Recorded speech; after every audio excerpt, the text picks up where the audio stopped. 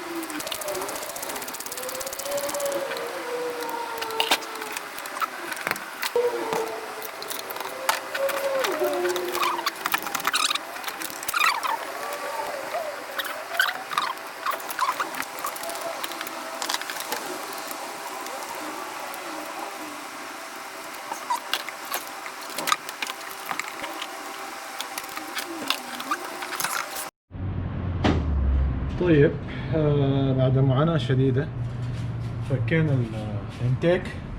المشكلة ان الكويل هذا كان راكب فيه من ورا، فانا للآن مش عارف كيف حنركبه بعدين، لكن لكل حادث حديث يعني. الحين ايش عايزين نسوي؟ احنا عايزين نفك الفالف كفر هذا ونشوف ايش الوضع هنا.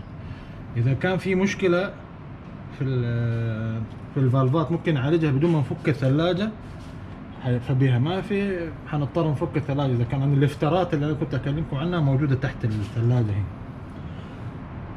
بس إحنا عندنا مشكلة، هالهوز الحين عايزين نطلعه وبعدين نشوف موضوع اللفترات والثلاجة.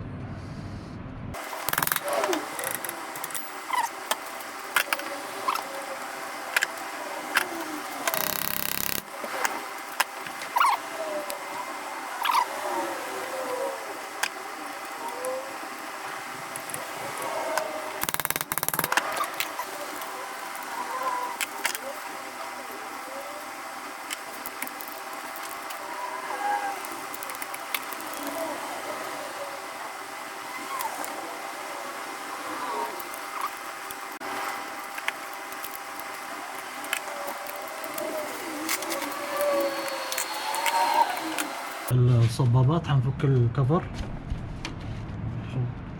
هذا هو.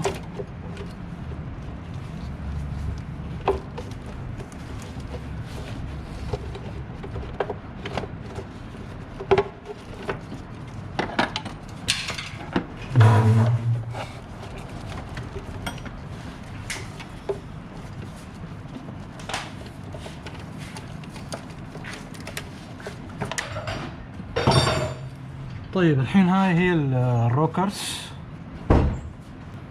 الظاهر كده انه انا كان عندي امل انه هاي تكون لوز.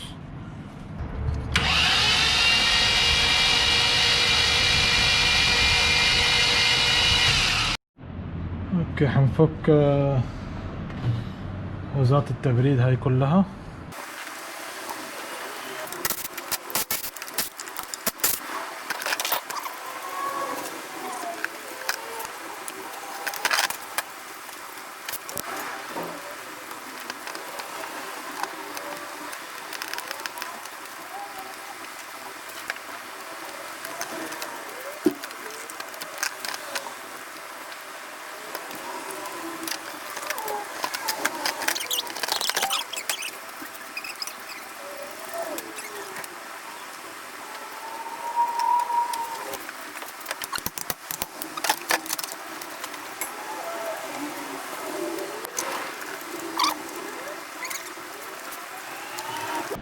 فكينا المروحة،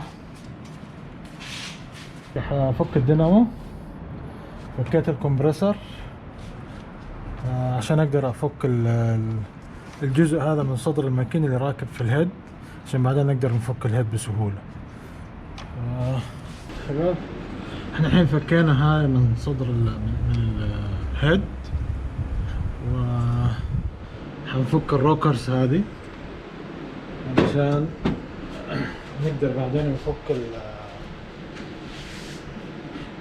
الهيد، لأنه براغي الهيد لازم نفكهم هذول طبعا بالتساوي عشان ما ينطعج هذا العمود.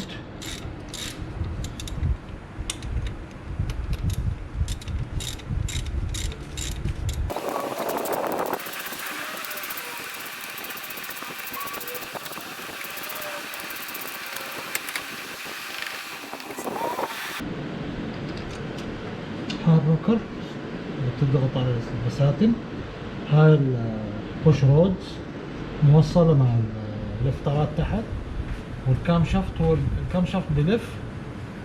كل ما طبعا الكام شافت فيه اكواع، الاكواع هذه بتدفع الروكرز هذه لفوق. الروكرز بتضغط على بتدفع البوش رود، هذه بيسموها بوش رود، بتضغط على الروكرز بتضغط على ايش، على الصبابات. ما في بريشر. الحين المفروض انا لما احط صبعي هنا ويندق سلف يجي بريشر على صبعي، لانه بس المفروض الحين كل الصبابات هاي مسكره، كلها مسكره. المفروض الحين لما اعمل اشغل السياره يجي بريشر هنا.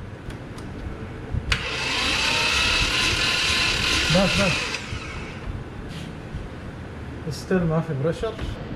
الحين شباب هذا كل بستم عنده واحد حق المانيفولت، صباب حق المانيفولت البارد، وصباب حق الحار. يعني هذا حق الحار وهذا حق البارد، هذا حق الحار هذا حق البارد. لما يسكر المفروض ايش، انه لما البستم يطلع لفوق يضغط الهواء والبترول مع بعض، ما قاعد يصير، هذا قاعد يرجع ثاني هنا. فالحين حنفك الثلاجه، وبعد ما نفك الثلاجه بنفك المانيفولت، وبعد ما نفك المانيفولت بنفك البراغي حقت الهيد. 1 2 3 4 5 6 7 8 10 بلوك. بعد ما نفك الثلاجة ونفك المانيفولت. الحين احنا اضطرينا نفك البراكت هذا، لأنه الثلاجة في براغي لها موجودة تحت البراكت، حنضطر نفك البراكت هذا كمان.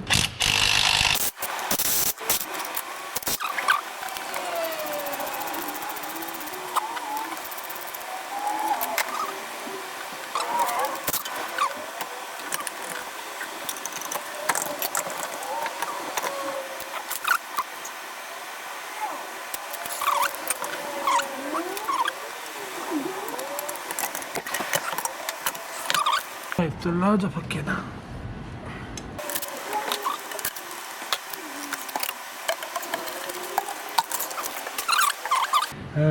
هاي المكاين مكاين GM في الأساس، يعني شركة حتى مكاين بيويك.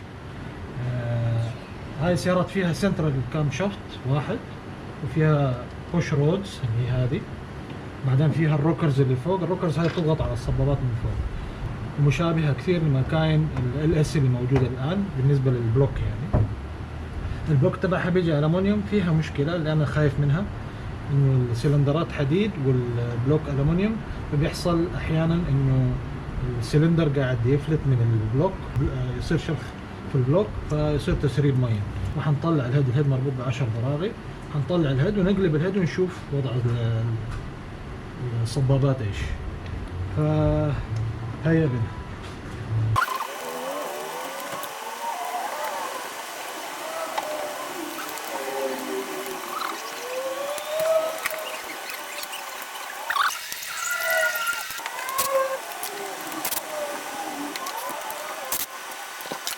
خلصنا فك المانيفولت، الحين ان شاء الله بنبدا نفك اللي هو مراغ الهيد عادة بتكون مربوطة بتورك عالي، ان شاء الله ما تغلبنا ولا يسلب معانا شيء. بسم الله.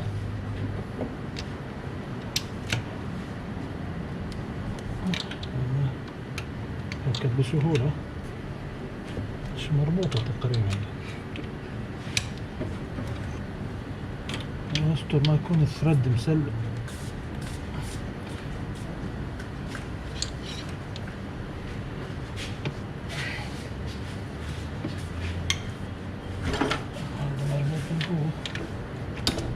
على خلاف الآخرين.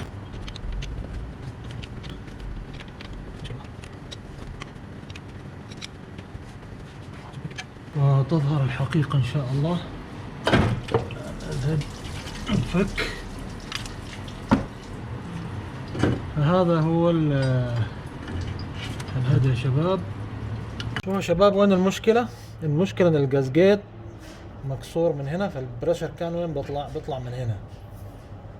عشان كده لما فكيتها انا لقيتها الرايش، كنت فاكر انه من عملية. شوف الجازجيت كيف محروق، مكسر الجازجيت ومحروق يعني اللي عشان كده كان عندنا ضعف في البريشر. لو لاحظتوا لما كنا بنفحص الكمبريشن كان عندنا ليك في رقم 4 ورقم 6 كان ضعيف شوية، وكانت السيارة لما تحتر يبتدي فيها الرقلة، فعشان كده الجازجيت تعبان.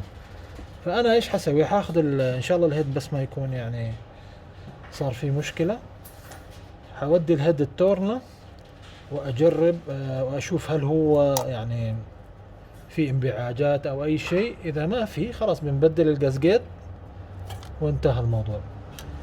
يعني عشان الحلقة ما تصير طويلة راح أوقف هنا، وإن شاء الله نواصل في الحلقات القادمة. وأتمنى تكون الحلقة أعجبتكم، ولا تنسوا تدعمونا باللايك والسبسكرايب والشير، ونراكم في حلقة قادمة إن شاء الله. السلام عليكم ورحمة الله.